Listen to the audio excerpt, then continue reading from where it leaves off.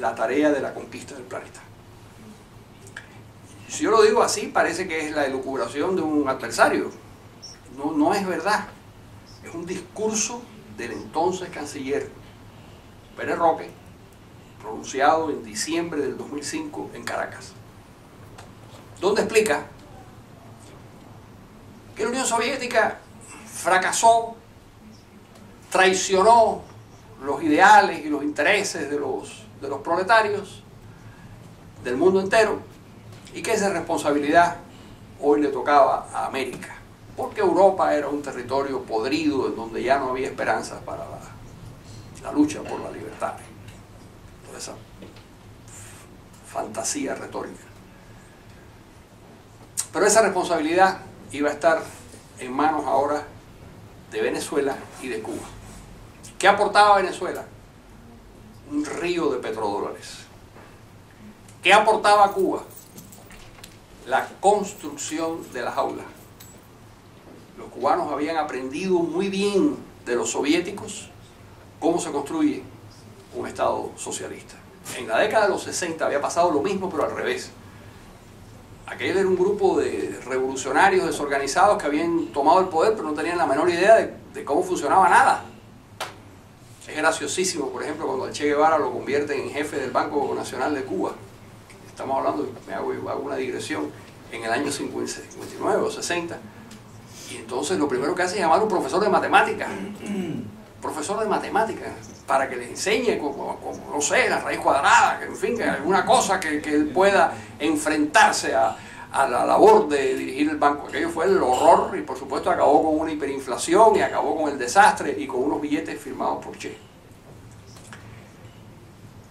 Pero en ese manicomio había puesto orden la Unión Soviética. La Unión Soviética tenía un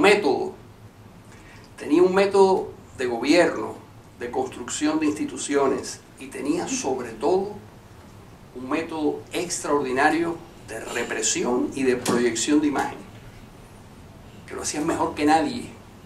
Llevaban 70 años destruyendo la Unión Soviética y en el mundo entero seguían cantando el himno de la Internacional Socialista con el puño en alto y la gente defendiendo el modelo soviético. Eran grandes expertos en la proyección de imagen. Mucho mejor que lo que nosotros, porque en Occidente esas cosas no existían. Es decir, no había, Estados Unidos había desarrollado un método de contención frente a la Unión Soviética a partir del año 48, pero era una cosa muy primitiva y sujeta a los distintos cambios de gobierno. La democracia no está hecha para defenderse, salvo con su poderío económico, pero no está hecha para esas batallas ideológicas. La Unión Soviética era la perfecta demostración de cómo un Estado fallido podía, sin embargo, proyectar la imagen de un Estado triunfador. Y esa manera de hacer las cosas, los cubanos lo habían aprendido milimétricamente de los soviéticos y de los alemanes. Habían aprendido a controlar a la oposición de la mano del Stasi y de la mano del KGB. Sabían cómo se construían las instituciones comunistas, no para que la sociedad volcara sus apetencias y sus necesidades libremente, sino para estabularla, meterla en establos y que obedecieran las órdenes del control político que se daban desde la cúspide, que es el tipo de organización soviética, donde los sindicatos tienen una función, la Federación de Mujeres tiene otra, la CTC o qué sé yo, perdón, la FEU tiene otra. Cada organización, cada institución es un sistema altamente institucionalizado, con muy pocas instituciones, pero altamente institucionalizado, porque no son instituciones libremente segregadas por la sociedad para su beneficio, sino son establos para colocar a la sociedad y que obedezcan las instrucciones que se dan desde la cúspide. Esa es la función. Entonces,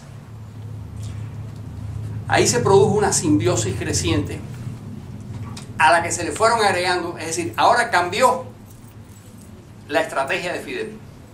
Si primero fue la lucha guerrillera, si luego fue de la mano de los soviéticos la lucha con ejércitos convencionales que iban a conquistar y conquistaron unos cuantos países de África, ahora íbamos a tener la conquista, primero de América Latina, mediante el socialismo del siglo XXI. Basados ya no en la vieja teoría leninista de controlar la autoridad mediante y marxista, una huelga general que llevaría a los obreros al poder. Toda esa fantasía desapareció y ahora se iba a llegar al poder mediante unas elecciones utilizando los recursos de la democracia burguesa convencional, y una vez instalados en el poder se generaba el desmantelamiento del sistema, que fue lo que hizo Chávez. Es decir, la experiencia venezolana se convertía en un modus operandi universal. Esto ya le ha llevado, ahí Fidel vuelve a renacer, porque vuelve de nuevo Alejandro, ya no a caballo a conquistar el planeta, pero sí utilizando los recursos del chavismo. Y cuando se siente de nuevo triunfante en Ecuador, en Bolivia, en Nicaragua, todas las dificultades que tiene Ortega para reconstruir el comunismo en Nicaragua, pero se siente que está exactamente en el objetivo que ha sido la clave de su vida. ¿A dónde va a parar todo esto? Bueno, al empobrecimiento de ciertos pueblos latinoamericanos, a la prolongación de la sinrazón y del desastre cubano. ¿Hasta cuándo? Hasta que probablemente tengamos que esperar al velorio del comandante, tal vez al velorio del general. Los cubanos se han dedicado a enterrar caudillos que no se mueren nunca, además, longevos, con unos médicos extraordinarios que los revitalizan cuando parece que ya están liquidados. Una de las cosas que hay que averiguar cuando se reconstruya la democracia en Cuba es dónde están esos médicos que le salvaron la vida durante tanto tiempo, porque de verdad que son buenos los médicos esos. En diciembre del año pasado Fidel Castro estaba muerto. Yo siempre bromeo, pero casi no bromeo, de que yo voy a publicar los obituarios completos que he escrito sobre la inminente muerte de Fidel Castro. Llevo 20 años escribiendo. Cada vez que el tipo le da catarro me llaman para que escriba el obituario de Fidel Castro, y ya no sé cuánto he escrito. Y ahorita me muero yo y no logro publicar el obituario de mi comandante, de mi inevitable compatriota. En el momento en el que desaparezca este personaje, mi impresión, y pueden tomarla como la impresión de cualquiera porque no hay ninguna posibilidad de acertar en estos vaticinios, pero mi impresión es que todo está dado en Cuba para el desmantelamiento del sistema. Lo más importante es la desmoralización fundamental de la clase dirigente.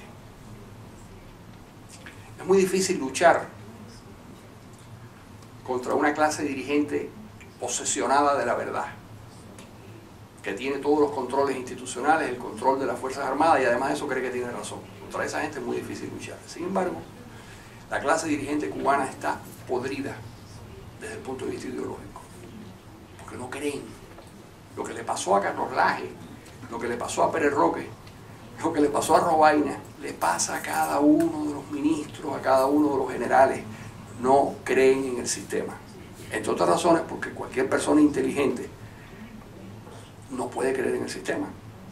O es un cretino y cree en el sistema, o es una persona inteligente y se da cuenta que después de medio siglo un gobierno que no ha resuelto los 5 elementos fundamentales de cualquier sociedad son el agua potable, la electricidad, la vivienda, la comida y el transporte. Esos son los 5 elementos fundamentales de cualquier sociedad, desde Timbuktu hasta París.